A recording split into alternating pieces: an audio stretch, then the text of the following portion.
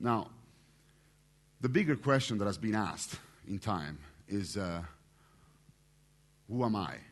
Who am I? Now, that question is a very powerful question. Now, when I ask to people, who are you? Usually they tell me, I'm a student, I'm a teacher, I'm a professor, or I'm a lawyer, or whatever. But people identify themselves with what they do. Or even I'm a black or a white. You know, they identify themselves by what defines themselves. Now, I believe that there's a common understanding of who I am, which cannot be questioned, which is like there is water in the glass. And that common understanding, the first level of reality, is that I am a human being. That's it. Now, the human being, we all know, because we know history, the potential of human being is infinite. I mean, people have done things that nobody else could think of. So, you know, the potential of the human being is right there. Now, at the second level of reality, I start to categorize who I am. I am a black, I am a white, I am a woman, I am a man. And as soon as I do that, my options shrink. Because I can only do what that type of person does. So the point for me, whenever I categorize, when I put myself into a category, I'm shrinking the possibilities I have into that category possibilities. Because I look at that category, what they can do, I can do. But what's the benefit of categorizing people, putting people into clusters, like, you know, black, white, woman, man, gay, hetero, whatever? What is the benefit of that?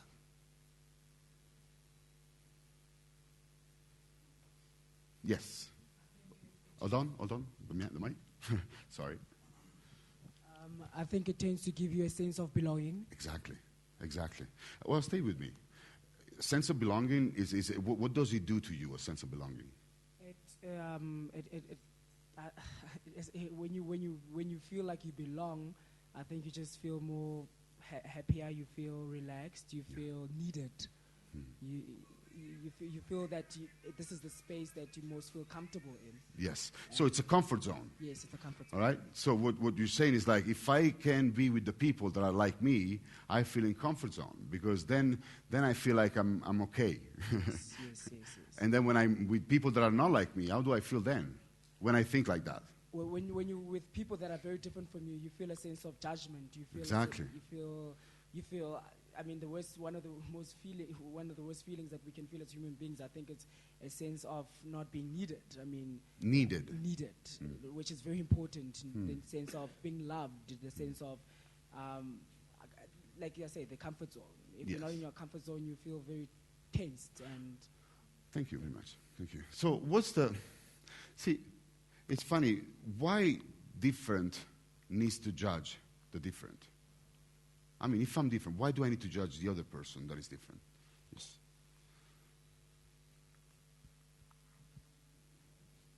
It's usually to make yourself feel comfortable about your differences.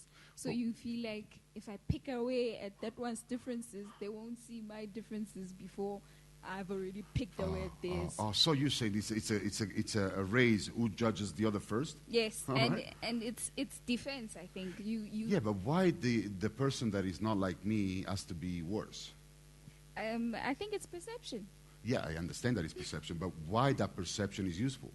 Why the other has to be worse than me? Now, I'm thinking differences is just not nature. You look at nature, there's a lot of difference. But now, why do we need to put a scale like this is better and this is worse? I think it's just a habit. You see old people do it, and you see they criticize, so you just get into the nature of criticizing before you get criticized about your differences. So you make that as a normal state of human beings? You have to do that. No, not you have to. I just think it's a habit. Yeah. People are so used to doing it, you don't even realize you're doing it. Well, before I go to you, I got to tell you something, everybody. We don't do anything without a reason. Everything we do, we get something out of it. And I'm looking at that right now. I'm not looking at habits, because we take our habits because of something. Any habit we have is because it satisfies a perceived need. So, I'm going underneath the surface saying, okay, why is that habit? What is he doing to us? I think human nature wants us to be comfortable in our surroundings. So anything that's different is scary to another human being. Just like if you have to be in a different situation, change jobs or something like that, it's something that's very different and you have to adapt. So adapting becomes very difficult in surroundings that you're not familiar with. So it's because it's difficult? Yeah, I think it's, yeah. You up there?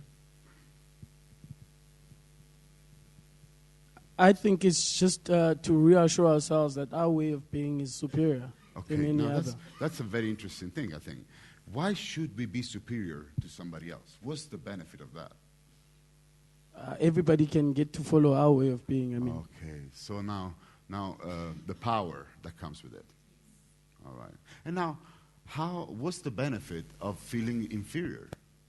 Because there's some groups, they do feel that they're minorities and they're inferior to others. Now, what's the benefit of that?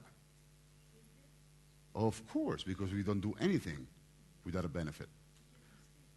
No, if you're like the less powerful one, if you are the one that believes is minor, is like less than the other, what's the benefit of that? I want you to think about these questions because I know people don't ask them. So just stay with it, and give him the mic.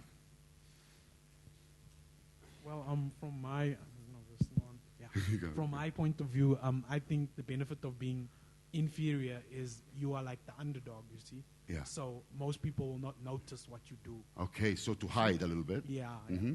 What else?